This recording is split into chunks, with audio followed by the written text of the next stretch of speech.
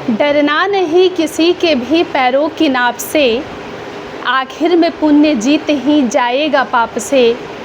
गीता में कृष्ण ने कहा अर्जुन से बस यही, पहली लड़ाई जीतनी है अपने आप से। आवाम को जोहार, सलाम, नमस्कार। मेरा नाम मल्लिका हुआ। आप सभी को आभार, अभिनंदन। दर्शकों, वैसे कोयलांचल में कई कहानियां हैं जो हंसाती है, रुलाती है, गुदगुदाती है, लेकिन इस बार बीपीएससी की 70वीं परीक्षा में कोयलांचल के बच्चों ने कमाल कर दिया है।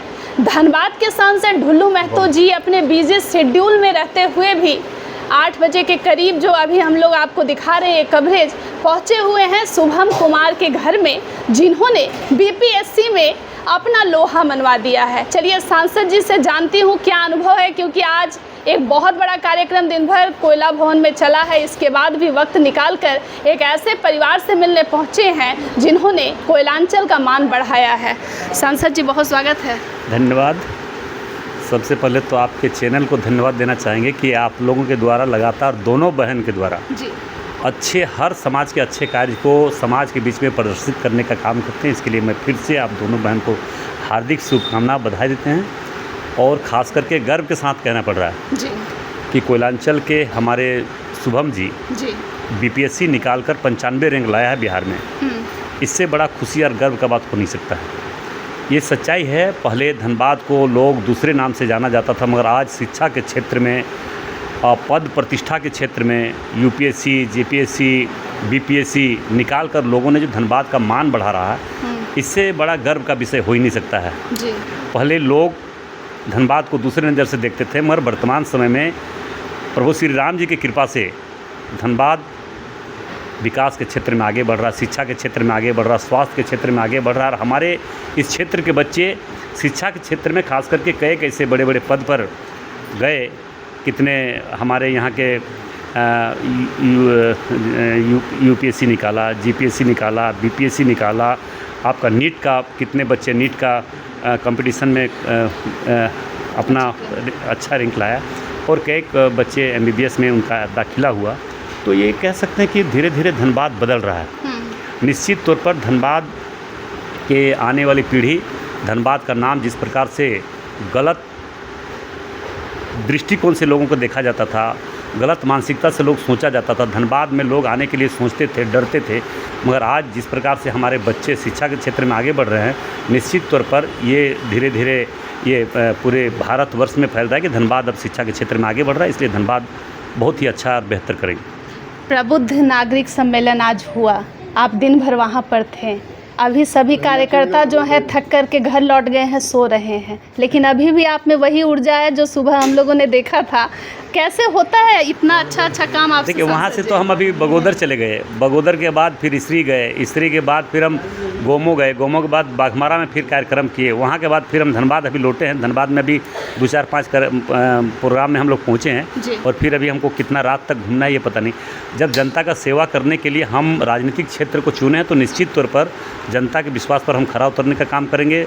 जनता ने मुझे पूरे विश्वास के साथ जो विकास के लिए मुझे चुना है, मैं धनबाद को विकास के क्षेत्र में आगे बढ़ाने का प्रयास करेंगे, ये मैं विश्वास के साथ कह रहा हूँ।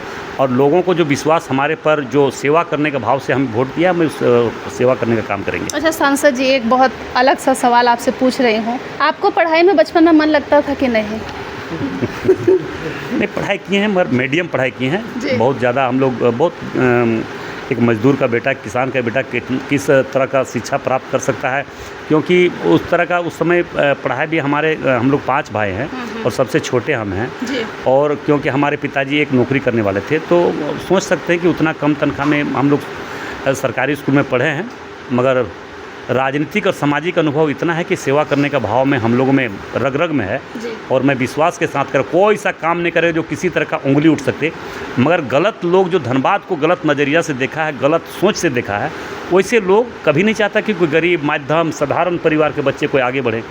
अभी जैसे हमारे शुभम भाई जो आज बीपीएससी निकाल कर इस क्षेत्र का नाम रोशन किया है, बहुत ऐसे लोग, बहुत पैसे वाले हैं, बहुत बड़े बड़े घर के लोग हैं जो चाहने के बाद भी इस चीज़ को प्राप्त नहीं कर सकता है। मगर मैं विश्वास के साथ कह रहा हूँ, उनके पापा मम्मी, उनके परिवारों के द्वारा लगातार इनकी पढ़ाई पर विश्वास रखा और इन्होंने भी घर के प्रति विश्वास रखा और विश्वास का परिणाम रहा कि अपने बच्चे पर विश्वास किए। अब बच्चे ने माता पिता के प्रति विश्वास किए और आज विश्वास का परिणाम रहा, अटूट विश्वास होकर आज बीपीएससी निकालकर इस क्षेत्र का नाम रोशन किया। सांसद जी, कंपटीशन का जब बच्चा तैयारी करता है तो कई बच्चे जो हैं अच्छा रिजल्ट नहीं कर पाते हैं, तो आत्महत्या जैसे कदम भी वो उठा लेते हैं।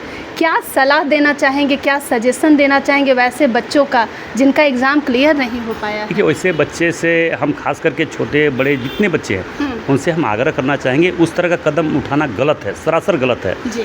अगर पढ़ाई में अगर कहीं कमज़ोर हैं या पढ़ नहीं पा रहे हैं, कारण जो भी हो सकता है, या तो बच्चे का लापरवाही हो या घर परिवार के कुछ लोगों का लापरवाही के कारण बच्चे नहीं पढ़ पाते हैं। अगर नहीं पढ़ पाने के कारण ऐसा थोड़े कि हम गलत कदम उठा लेंगे। हम समाज में कई कैसे सेवा करने का भाव का काम है, लोगों के बीच में काम करने का मौका मिलता है। आज हमारे देश के यशस्वी प्रधानमंत्री नरेंद्र मोदी जी हर युवा को रोज़गार देने का, स्वरोजगार से जोड़ने का भी व्यवस्था कर ही रहे हैं।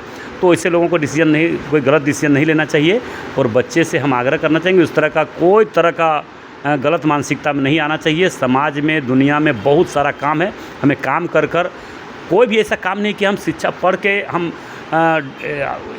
IAS बन गए, IPS बन गए, SDM बन गए, DSP बन गए, CO बन गए, BDO बन गए। उसी से सेवा करने की एक जगह है। सेवा करने का माध्यम बहुत सारा है।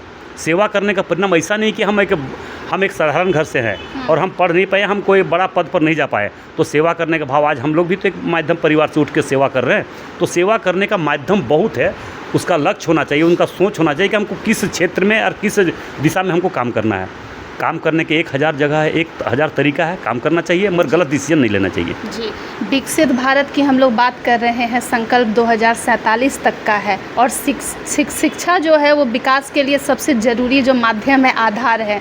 क्या कहना चाहेंगे कि जो लोग आज के समय में रोज़गार को लेकर के मांग उठा रहे हैं, शिक्षा को लेकर मांग उठा रहे हैं, कैसे अपने जीवन की दिशा को जो है तय करना चाहिए? आप देख ही रहे हैं कि हमारे देश के यशस्वी प्रधानमंत्री नरेंद्र मोदी जी प्रधानमंत्री बनते ही, हम आज देखें कि उस कार्यक्रम में भी बोले हमने कि बच्चा जन्म लेता उस समय से लेकर जब तक वो आत्मनिर्भर नहीं बनता तब तक उसके पीछे हमारी सरकार की हर योजना चलता रहता है।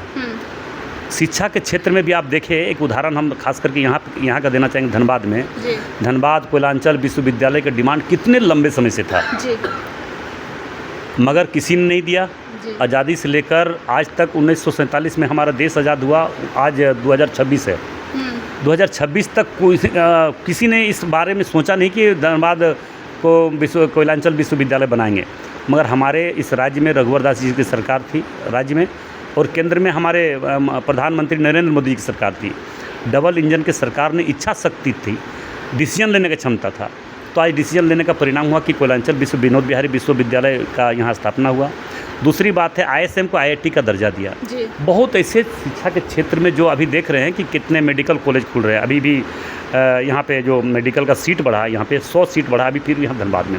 तो कई किस तरह से शिक्षा के क्षेत्र में बच्चे लोगों को आगे बढ़ने का मौका मिल रहा है केंद्र सरकार के द्वारा। राज्य सरकार का भी पहल होना चाहिए, मगर राज्य सरकार को शिक्षा के क्षेत्र में कोई पहल नहीं है। राज्य सरकार को सिर्फ गलत कामों से पैसा उगाही कैसे हो, इस पर उनका पहल है, इस पर कोई दुमत नहीं है, हम उससे इनकार नहीं कर सकते हैं। आप देखिए, कोयला, लोहा, बालू, जितने भी गलत सुनिएगा, सिर्फ गलत। राज्य सरकार के पास कोई ऐसा कोई उपलब्धि नहीं बता सकता है कि हमारे अच्छे कामों से इतने लोगों को रोज़गार मिला, हमारे अच्छे कामों से ये शिक्षा के क्षेत्र में ये काम किए तो इतना लोगों को यहाँ पे शिक्षा के क्षेत्र में पढ़ने का मौका मिला, आपका नीट का तैयारी करने का मौका मिला, डॉक्टर बनने का मौका मिला, इंजीनियर बनने का मौका मिला। एक भी बता दें कि कोई इंजीनियर कॉलेज बनाया है, कोई IIT बनाया है, कोई सरकार से कोई पहल किया कि केंद्र सरकार से कि हमारे पास हमारा ये योजना है, हमारा ये काम करने की इच्छा है, हम मदद कीजिए, मगर कभी आज तक इस तरह का डिमांड भी नहीं किया। तो इससे बहुत दुख महसूस होता है कि जब केंद्र सरकार हर तरह का सहयोग देने के लिए राज्य सरकार को तैयार है, उसके बाद राज्य सरकार का इच्छा शक्ति नहीं है, राज्य सरकार को उस और कोई पहल नहीं है, तो इससे दुख महसूस तो होता ही है। आखिरी सवाल है, आज आपके भाषण की चर्चा बहुत हो रही है प्रबुद्ध नागरिक सम्मेलन में, कांग्रेसियों को तो आपने पूरा धोया है जम के। देखिए, जो सच है उसी को मैंने सामने रखा है, जनता के सामने सच बात को रखना चाहिए। देखिए, राजनीतिक क्षेत्र में बहुत लंद फंद झूठ सच बोलने वाले बहुत लोग हैं, मगर हम चुनौती देना चाहेंगे वैसे लोगों से जो हमारा कटाक्ष करता है, जी। हमारा आलोचना करता है। हम वैसे लोगों को फिर सलाह देना चाहेंगे कि अगर धनबाद का भला चाहते हैं, धनबाद के लिए अच्छाई चाहते हैं, धनबाद के लिए विकास चाहते हैं, तो क्या करना है ये बताए, क्या अच्छा हो सकता है ये बताए, धनबाद कैसे आगे बढ़ सकता है ये बताए। धनबाद में जो दाग लगा हुआ है, धब्बा लगा हुआ है, धनबाद क्रिमिनल जगह है, धनबाद में मर्डर होता है, धनबाद में रंगदारी उगाई होता है, उस चीज़ को ख़त्म कैसे करें इस पर चर्चा करें। न कि ढुल्लू महतो काम कर रहा है, लगातार 7 ट्रेन जो 20 वर्षों से एक भी नई ट्रेन यहाँ से नहीं चली थी, लगातार 7 ट्रेन अभी प्रारंभ हो चुका, फिर एक नई ट्रेन तिरुपति के लिए खोला जा रहा है, बहुत जल्द होगा। और दूसरी बात, आप गोविंदपुर के फ्लाईओवर देख लीजिए, बहुत लंबे समय से लोग त्रस्त थे। निरसा का फ्लाईओवर देख लीजिए, आप गया पुल का चौड़ीकरण देख लीजिए, आप मटकुरिया से लेके विनोद बिहारी महतो चौक तक और सरपी हॉस्पिटल तक फ्लाईओवर देख लीजिए। पूरे धनबाद का रिंग रोड बनाने का भी आग्रह हमने किया है अपने केंद्रीय मंत्री नितिन गडकरी जी से। मैंने चिड़ियाघर का विस्तार मांग किए हैं बनाने के लिए, आपका आमा घाटा में धनबाद को रिंग रोड बनाने के लिए किए हैं। एयरपोर्ट क्या डिमांड किए हैं, एयरपोर्ट अगर नहीं बनाने में अगर विलम्ब हो रही है तो बोकारो को एयरपोर्ट चालू करना चाहिए, मगर सरकार में इच्छा शक्ति है ही नहीं। अगर मैंने तो कई बार आलोचना करने वालों से भी मैंने आग्रह किया है कि आप अगर इस बात को अगर कह रहे हैं कि हम धनबाद बोकारो को नहीं चाहते हैं, धनबाद को चाहते हैं, नहीं, हमारे लिए दोनों बराबर है। आप धनबाद में क्या कमी है, किस कारण से नहीं बना है, ये तो लोग बताएंगे, मगर हमारा प्रयास जो है हम कर जारी रखे हैं। मगर बोकारो में एयरपोर्ट बन के तैयार है, वहाँ पे किसके चलते, किस कारण से, राज्य सरकार की कमी के चलते या किसके चलते नहीं वहाँ पे एयरपोर्ट अभी चालू हुआ है, हवाई जहाज़ नहीं उड़ पाई है, किस कारण से, तो हमको बताए। अगर केंद्र सरकार का कोई भी अगर इस तरह का कमी है तो मैं पूरा करने का मैं वादा करता हूँ, और नहीं तो इस तरह का कटाक्ष, इस तरह का आलोचना नहीं करना चाहिए। काम करने वाले व्यक्ति को मदद करना चाहिए, काम करने वाला व्यक्ति को सहयोग करना चाहिए। अगर इस तरह का मैंने कई बार देखा है कि क्षेत्र में कोई गरीब बच्चा पढ़ने में तेज है और बगल में बहुत धनी आदमी है, बहुत पूंजीपति आदमी है, मगर वैसे लोगों को इच्छा शक्ति जिसका है ही नहीं, जो दुष्ट टाइप के लोग होते हैं, जो गलत लोग होते हैं, जिसका मानसिकता कमज़ोर होता है, वैसे लोगों को मदद नहीं करता है। मगर मैं विश्वास के साथ कह रहा हूँ, एक भी बच्चा, एक भी लोग पूरे धनबाद में, मैं भले धनबाद का बाघमारा के 3-3 बार मैं विधायक रहा हूँ वहाँ से भी धनबाद में कई ऐसे बच्चे हैं, मैं गिनाना नहीं चाहता हूँ, दान किया हुआ, धर्म किया हुआ चीज़ को बोलना नहीं चाहिए। मैं कई ऐसे बच्चे का मैं उदाहरण दे सकता हूँ कि मैं जो पढ़ने में तेज़ था, जो गरीब था और उसका पढ़ने का इच्छा शक्ति था, उनके पास आर्थिक स्थिति नहीं था, मगर मैंने पढ़ाने का काम किया। कई बच्चे का मैं उदाहरण दे सकता हूँ। अगर कोई अगर इस तरह का नाम लेना चाहे तो आ जाए मेरे पास, हम उसको बताएंगे, तो मैं अपने घर बुला लें, हम वहाँ पे जाके बता सकते हैं। इसलिए मैं तमाम वैसे लोगों से भी मैं आग्रह करना चाहूँगा, दूसरे का दुखी से दूसरे का खुशी से दुखी नहीं होना चाहिए, अपने दुख को कैसे सुख में बदलिएगा इस चीज़ को सोचना चाहिए। मगर वैसे लोगों को जिसका जो विचार है, जिसका जो आचरण है, जिसका जो चरित्र है, वो कभी छूटने वाला नहीं है कुछ लोगों को। मगर धीरे धीरे धनबाद बदल रहा है, दूसरे को देख के सीख रहा है, शिक्षा के क्षेत्र में आगे बढ़ रहा है, विकास के क्षेत्र में आगे बढ़ रहा है। और मैं केंद्र सरकार को धन्यवाद देना चाहूँगा कि लगातार बहुत तरह के योजना धनबाद में चल रहा है, और आने वाला समय मुझे पूरा विश्वास है कि धनबाद का जनमानस से जो भी समस्या, जो भी डिमांड आएगा, उस डिमांड को मैंने केंद्र सरकार तक पहुंचाने का प्रयास करेंगे, और केंद्र सरकार से सहयोग और मदद मिलेगा, धनबाद को विकास के क्षेत्र में आगे बढ़ाने का काम करेंगे। बहुत धन्यवाद, बहुत धन्यवाद। दर्शकों, आप सुन रहे थे धनबाद के धाकड़ सांसद ढुल्लू महतो जी को। अन्य अपडेट के लिए जुड़े रहिएगा लाइव इंडियन गार्ड परिवार के साथ।